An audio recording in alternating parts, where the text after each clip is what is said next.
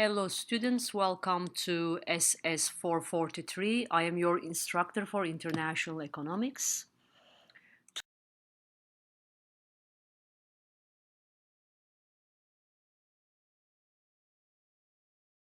Today I will talk about money, interest rates and exchange rates, which is about part 1 of chapter 15. We will particularly discuss how interest rates are determined and the factors affecting interest rates. And we will also show how monetary policy and interest rates feed into the foreign exchange markets and distinguish between the economy's long-run position and the short-run position, in which money prices and wages are sticky. So let me give you a little bit of background information about the sticky prices and wages. When do prices and wages become sticky? So price stickiness or sticky prices refers to the tendency of prices to remain constant. So what this means is that prices resist to change or adjust slowly despite changes in the cost of producing or inflation or deflation. Therefore, despite some of the changes in demand or supply patterns, prices or wages do not adjust immediately. When prices or wages do not adjust to changes in demand or supply, they become sticky or they become resistant to change. When things don't move or adjust quickly, economists will often refer to them as being sticky. For instance, if market prices or wages don't adjust quickly to the changes in the economy, they are called sticky prices. And when faced with things like sticky wages and prices, an economy unfortunately may not produce its full employment. The concept of price stickiness can also apply to wages. Let's say when sales fall in a company, the company doesn't immediately resort to cutting wages, right? When the company is facing a problem of falling sales or falling revenue, they will not respond by cutting wages. Because a person becomes accustomed to earning a certain wage, he or she is not normally willing to take a pay cut. So the wages tend to become sticky. So the wages do not apply or do not adjust to changing conditions. They just remain constant. If your wages do not increase, they become sticky or constant, right? So this is just a background information to what we will be discussing in the next chapter.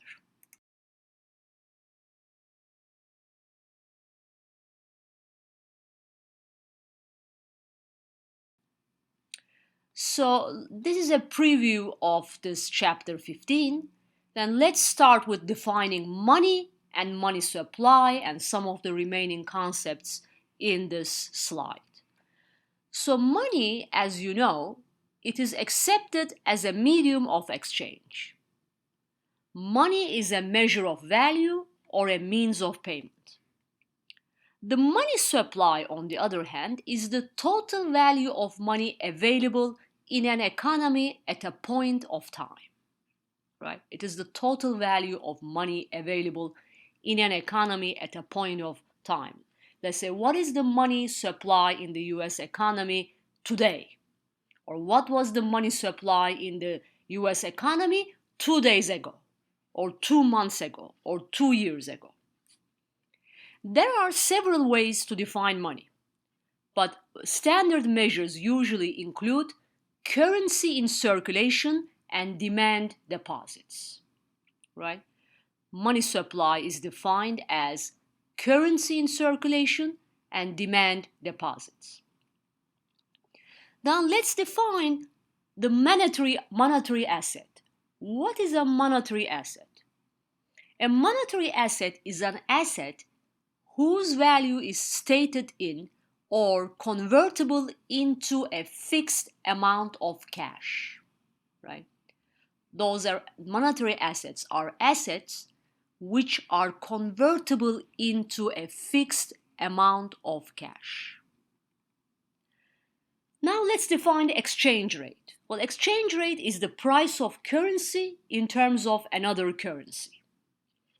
Let's say, what is the dollar's exchange rate to euro? Or what is euro's exchange rate to dollar? $1 always equals to 0.92 euro, and so forth and so on. Interest rate, on the other hand, is the price of loan, or it is the price of financial asset. You put your money at a bank and the bank pays you an interest on a monthly or bi-monthly or yearly basis. So therefore, interest rate is the price of loan or price of financial asset. Also, when you take out a loan from a bank, it can be a commercial loan, it can be a mortgage loan, you have to pay a certain amount of interest on that loan. Let's say we buy a sovereign or corporate bond, and the corporations pay interest rate on those bonds. Therefore, interest rate becomes either the price of loan or the price of a financial asset.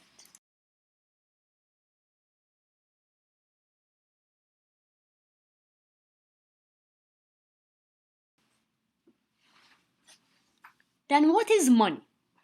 Money is something that is generally accepted as a medium of exchange, a measure of value, or a means of payment. What are the monetary assets? What do monetary assets include? Monetary assets include cash and bank balances, currencies like dollars, euros, or deposits and accounts receivable. Financial assets like stocks and bonds are not real monetary assets. They are close to monetary assets, but they are not real monetary assets. We call stocks and bonds as financial assets. The reason they are financial assets because they can also be described as less liquid assets, cash equals, or interest-bearing assets, right? Financial assets like stocks and bonds are not real monetary assets. We call them as less liquid assets or non-liquid assets, cash equals, or interest-bearing assets. For instance, bonds are one way that companies or governments finance short-term projects. The bondholder is the lender, and the bonds state how much money is owed and the interest rate being paid, and the bond's maturity date. Now let's define non-monetary assets. Right? So far we have defined monetary assets. The monetary assets that are close to being monetary assets like bonds and stocks. But now let's define non-monetary assets. Non-monetary assets include plant and machinery, market-linked investments, and property. Most typical non-monetary assets of a company include both intangible assets such as copyrights, design patents, and goodwill, and tangible assets such as property, plant, equipment, and inventory.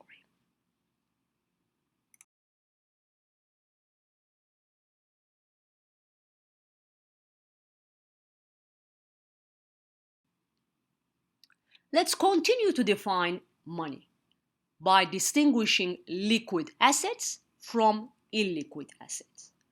Don't forget, money is a liquid asset. The reason why it's a liquid asset, it can be easily used to pay for goods and services. or to repay debt without substantial transaction cost. Money is a liquid asset because it can easily be converted into cash. It can easily be used when you are paying for goods and services without substantial transaction cost. So let's define liquidity. What's a liquidity? A liquid asset is either available cash or an instrument that has the capacity to be easily converted to cash. Liquid assets are perceived as being essentially identical as cash, as they don't lose value when sold. Now let's define illiquid assets. How do liquid assets differ from non-liquid assets? Well, non-liquid assets are things like property, vehicles, or jewelry, which can take longer to sell and therefore more difficult to convert to cash. And they may also lose value in the sale. So illiquid assets require substantial transaction costs in terms of time, effort, or fees to convert them to funds for payment. Property, real estate, jewelry can take longer to sell and may also lose value in the sale. Then what's a cash equivalent or cash equal? Well, a cash equal is an investment with a short-term maturity that can be quickly converted to cash, such as stocks, bonds, mutual funds, which are considered as cash equivalents. Okay? Stocks, bonds, mutual funds, they are considered as cash equivalents or interest-bearing assets. They are not as liquid as cash. They are not real monetary assets, but they are close to being a monetary asset. That's why we call them cash equals or cash equivalents. Cash equivalents are typically investments that have short-term maturities of less than 90 days and are considered liquid assets because they can be converted into cash. Bonds, stocks, marketable securities, US Treasury bonds, mutual funds, money market funds like municipal bonds are all examples of cash equivalent, less liquid monetary assets.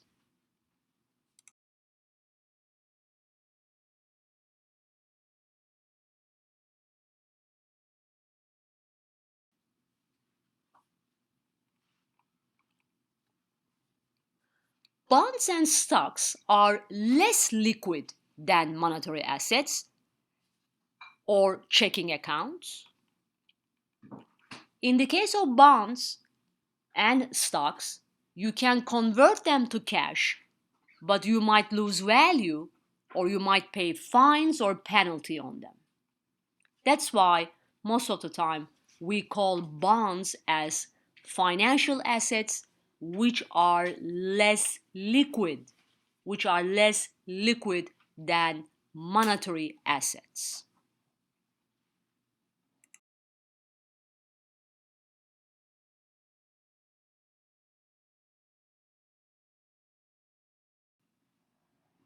Then what is a money supply? The money supply is the total value of money available in an economy at a point in time. There are several ways to define money, but standard measures usually include currency in circulation and demand deposits. In the United States, the central banking system is the Federal Reserve System. The Federal Reserve System directly regulates the amount of currency in circulation, hence the money supply. It indirectly, on the other hand, influences the amount of checking deposits, debit card accounts, and other monetary assets.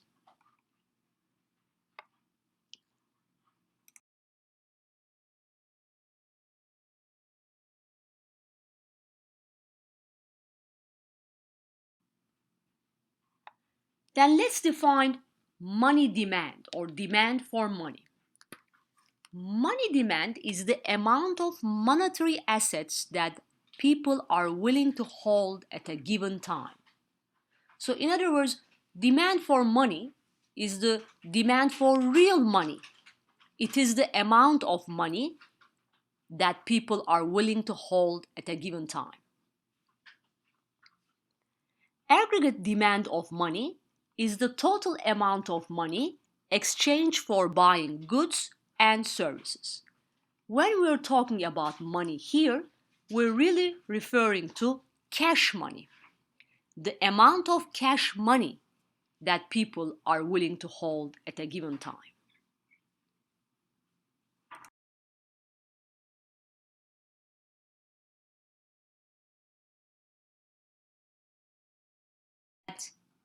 What determines the demand of money for individuals and institutions?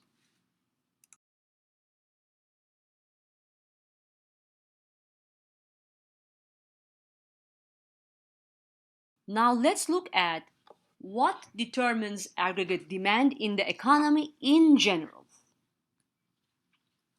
What determines aggregate demand in the economy in general? There are three factors. Again, interest rates, prices, and income. Now let's focus on the interest rate component, right? So in this case, when we talk about interest rates, we're talking about the interest rates on monetary versus non-monetary assets. So interest rates on bonds, loans, etc. depends on the opportunity cost of holding monetary assets like cash. A higher interest rate means a higher opportunity cost of holding monetary assets, thus lower demand of money. So what I'm trying to here explain is that there is an inverse relationship between demand for money and the interest rate on bonds, meaning interest rate on non-monetary assets. If the interest rate on bonds is high, meaning that expected rate of return on bonds is high, then people will have less desire to hold cash. Okay? So the first rule that you need to know about is there is an inverse relationship between demand for monetary assets like cash and interest rate on non-monetary assets like bonds. Okay? If the interest rate on bonds is high, then people will have less desire to hold cash. The second factor is the prices. If the average price level goes up, you need more money to buy goods. Then you will tend to save more as a consumer. Therefore, higher demand for money brings higher the prices, higher demand for money. Therefore, there is a positive relationship between prices and the demand for money. Right? There is a positive relationship between the prices and the demand for money. Higher the prices, higher demand for money.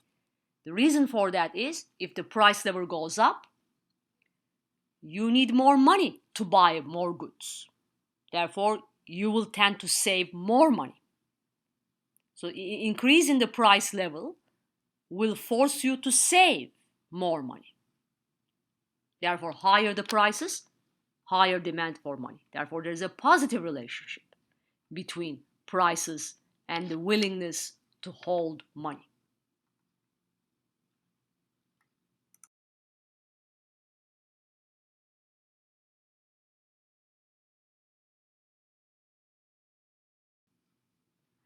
And the third factor is the income. Income also determines the demand for money, or demand for money is also determined by income. Greater income implies more goods and services can be bought, so that more money is needed to conduct transactions. Therefore, there is a positive relationship between income and demand for money. As your income level increases, you will need more money. As your income level increases, you will buy more goods and services. Therefore, more money will be needed to conduct transactions.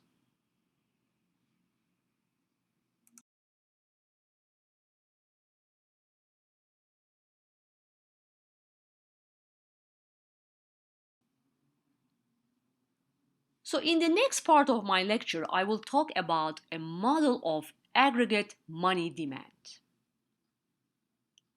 A model of aggregate money demand can be expressed as a function of many factors. The aggregate demand for money or real monetary assets is a function of the following factors. Demand for money is primarily determined by interest rates on non-monetary assets, such as US Treasury bonds, right? Average price level in the economy, and national income like GNP. So when I talk about interest rates in the rest of this chapter, we're always talking about the interest rates on non-monetary assets like US Treasury bonds. This is a very, very important matter that you need to pay attention. We're not really talking about the interest rates on cash money at a bank. We're always talking about the interest rates on non-monetary assets, especially the US Treasury bonds. Okay? So demand for money is primarily determined by interest rates on US Treasury bonds, right? The average price level, and the national income like GNP.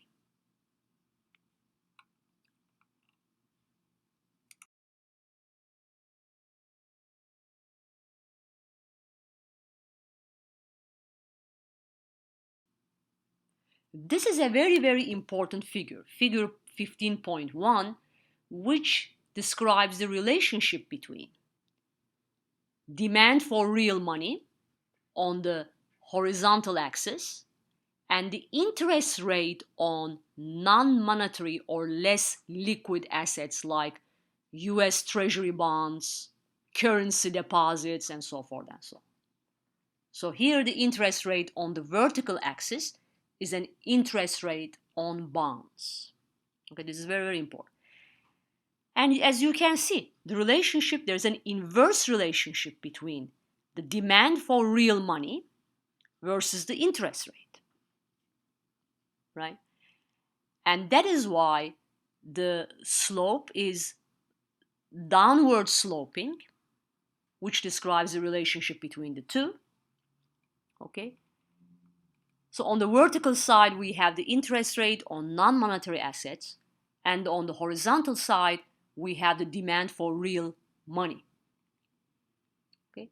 So this is very similar to the demand-price relationship in economics, right? But it's very, very important to carefully show and draw this graph indicating exactly which axis belongs to which variable. So on the vertical axis we have the interest rate, and on the horizontal we have the demand for real money. So interest rates on non-monetary assets like bonds is a good indicator for demand for aggregate real money. As you can see, the relationship is downward sloping. Downward sloping. So downward sloping means that there's an inverse or negative relationship between the two variables. So as the figure shows, for a given real income level, which is Y, real money demand rises as the interest rate falls because there is a low opportunity cost of holding money. So as you can see, as the interest rate falls, the demand for money rises. That makes sense. I mean, let's say interest rate falls and you have a corporate bond. And that corporate bond, that corporation is paying you. If the interest rate on the corporate bond is falling, why should you hold on to the corporate bond if the interest rate on it is falling? Because your expected rate of return is getting lower and lower. Therefore, you will switch to holding more money instead of the corporate bond, right? So as the interest rate falls, as the interest rate on bonds fall, your desire to hold real money will increase. So if there's a lower opportunity cost of holding money, people will demand more money. Or think about the opposite, right? Think about the opposite. As interest rates on bonds go up, let's say interest rates on the treasury bonds go up, the demand for money falls. You will rather buy US Treasury bonds than holding or keeping money at a bank, right? So as the interest rate on the US Treasury bonds go up, the demand for money falls. Don't forget, real monetary assets are liquid, whereas non-monetary assets are less liquid, but they pay interest rates, right? Like bonds and currency deposits. This figure 15.1 and the relationship between interest rate on bonds and the demand for real money is very, very important.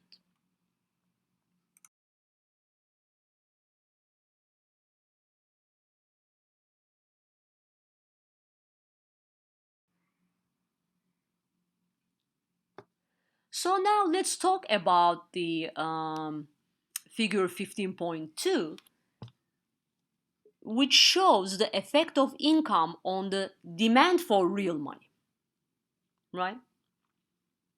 So here is the income curve. Income curve, so we're adding, in other words, one more variable to this figure.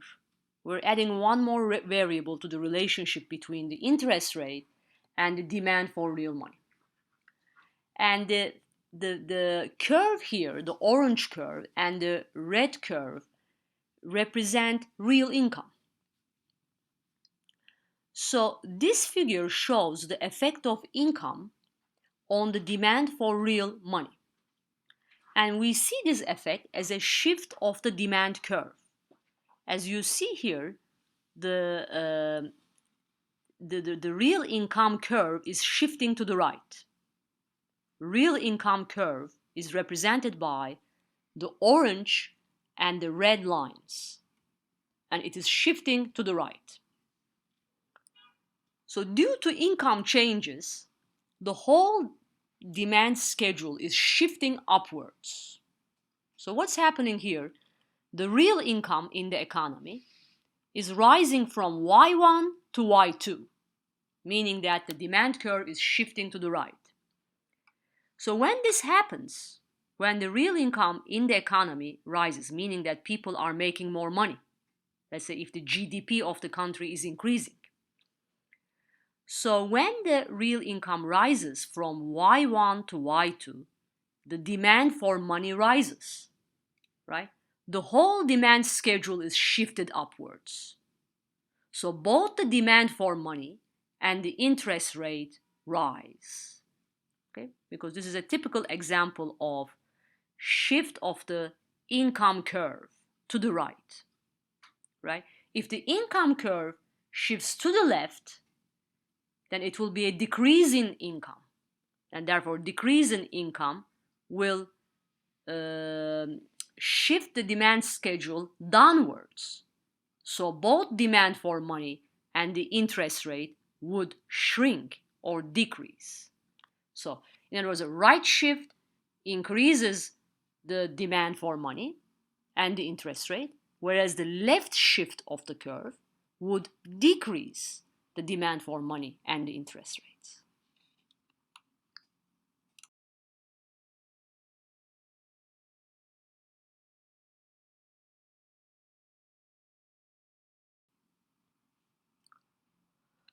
Monetary assets like cash at bank have lower interest rates compared to bonds or stocks because cash is less risky to hold. People always want to be in cash because there is no risk associated with it. Cash is very liquid, right? Therefore, monetary assets like cash have low interest rates compared to bonds and stocks, which are more risky. Whereas cash is or money is less risky because money can easily be converted to cash. Whereas bonds and stocks, it takes a while to convert them into cash. For bond to be converted into cash, it should mature. There's a maturity date of maybe 90 days or 120 days or 2 years. Therefore, bonds cannot be easily converted to cash.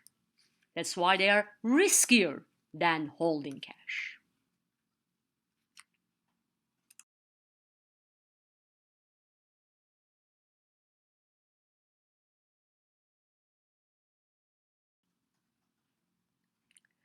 When there are no shortages, meaning excess demand, or surpluses, excess supply in the market, money supply and the demand for money are equal to each other.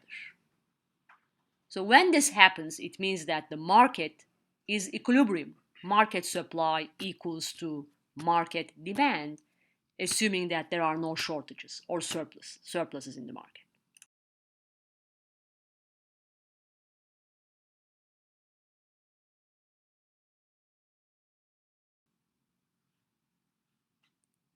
Let's look at the assumptions behind the money market. What are those assumptions? We will be making two important assumptions. In assumption 1, assume that we are holding excess supply of money. Therefore, we are more willing to accept low interest rates on interest-bearing or non-monetary assets like bonds. We also become more risk-averse, right? In other words, when there is lower opportunity cost of holding monetary assets, we are more willing to hold additional monetary assets. Thus, demand for interest rates on non-monetary assets will fall. Okay? So in other words, if we are holding excess supply of money, we will be more willing to hold additional money. Therefore, the demand for interest rates on non-monetary assets like bonds will fall. Now,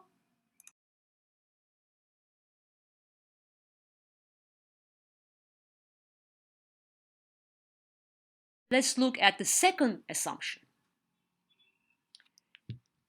People who desire monetary assets but do not have access to them are willing to sell their non-monetary assets in return for the monetary assets that they desire. For instance, people who do not have cash readily available, they will liquidate their bonds and stocks and convert them to cash. Okay, so maybe they have to wait longer a little bit, right? Maybe they have to wait 90 days or 3 months, but only when they wait, they will be able to liquidate their bonds and stocks and convert them into cash. So, uh, the in other words, the demand to sell non-monetary assets will increase because people who desire monetary assets but do not have access to them, they will be willing to sell or liquidate their non-monetary assets. Okay? Non-monetary assets in this particular case always includes bonds and stocks.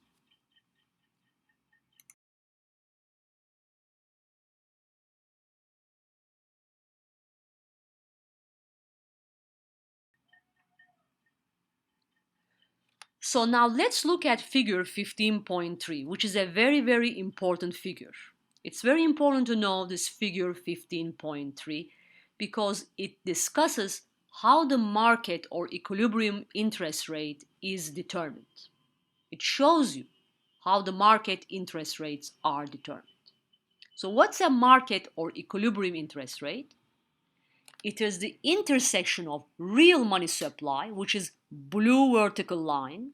You see the blue vertical line, which says real money supply. So the intersection of blue vertical line and the aggregate demand curve, which is the curved red line,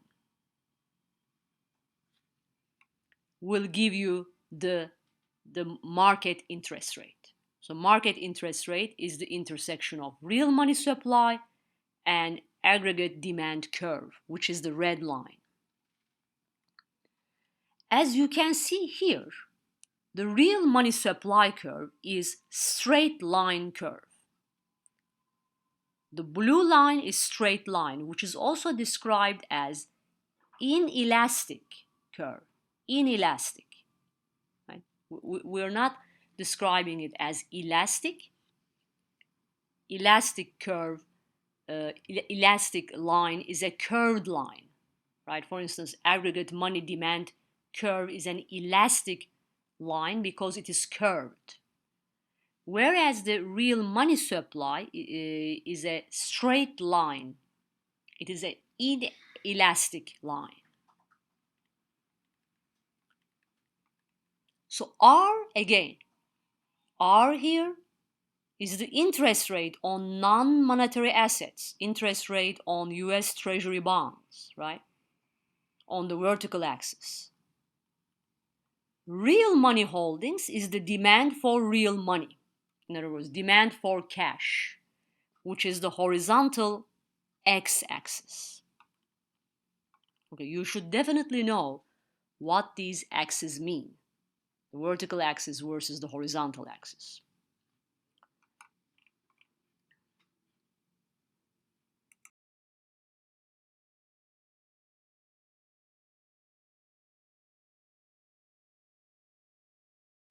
What happens if the money supply increases from M1 to M2? We describe this shift as the right shift of the money supply curve. As you can see here, as money supply increases, hence shifts to the right, interest rate is dropping, right? From R1 to R2, or from point 1 to point 2. And also, the real money holdings increases, right? As the real money supply in the economy increases, the interest rates on the bonds drop, but the demand for real money increases, right? Therefore, increasing the money supply from M1 to M2, I'm repeating, reduces the interest rate on US Treasury bonds from R1 to R2. Okay? If there was a left shift in the money supply, if the blue line, in other words, shifted to the left, meaning that if money supply contracted or decreased, we would be less willing to hold monetary assets, right? So the demand for monetary assets would decrease, but the interest rates on the bonds, non-monetary assets, would increase, right? If there was a left shift contraction of the money supply curve, the interest rates on bonds always increase, whereas we would be less willing to hold monetary assets. Again, this figure also is a very, very important relationship that shows the impact of the changes in money supply on the interest rate and the demand for money.